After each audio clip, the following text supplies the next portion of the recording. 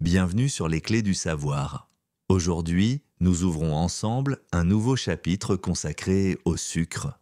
Voici le premier épisode d'une histoire passionnante, remplie de découvertes inattendues. Vous êtes-vous déjà demandé quel voyage incroyable le sucre a dû accomplir avant d'arriver sur nos tables? Aujourd'hui, le sucre paraît banal et accessible à tous.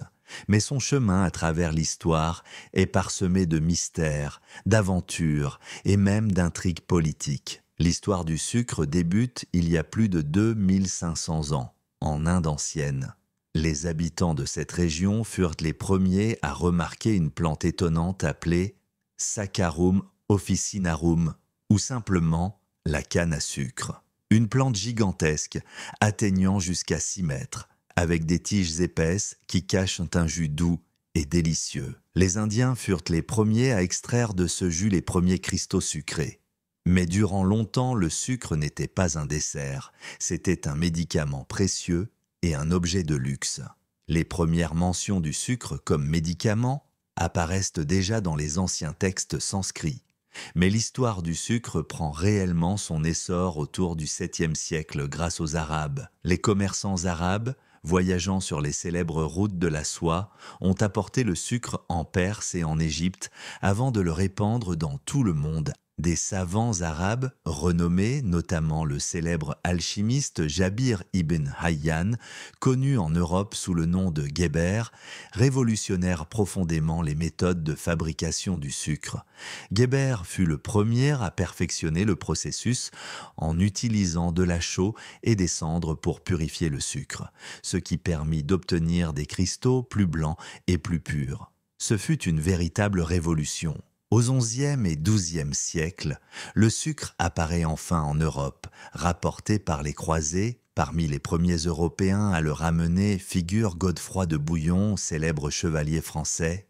Immédiatement adopté par les rois et la noblesse européenne, le sucre devient rapidement un symbole de richesse et de prestige. L'Europe connaît alors une véritable fièvre du sucre. Venise se transforme en centre majeur du commerce de ce produit exotique, enrichissant considérablement ses marchands. Mais le sucre reste rare, réservé à une élite fortunée. La véritable révolution sucrière arrive avec Napoléon Bonaparte.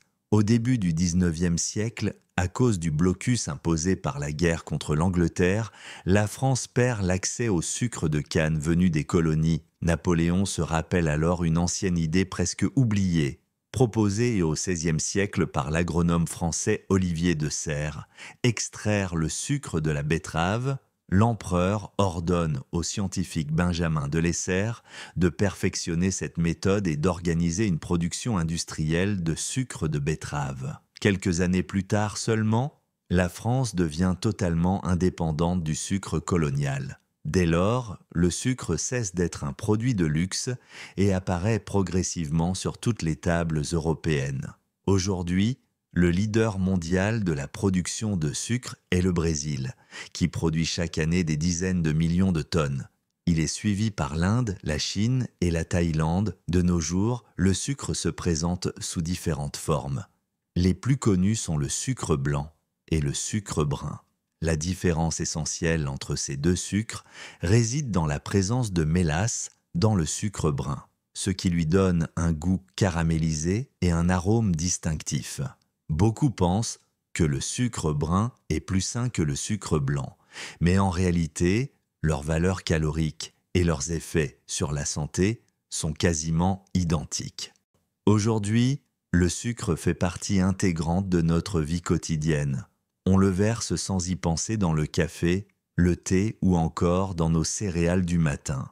Mais derrière ces petits cristaux se cache une histoire passionnante, pleine de découvertes, d'inventions géniales et de personnages historiques qui ont changé le monde.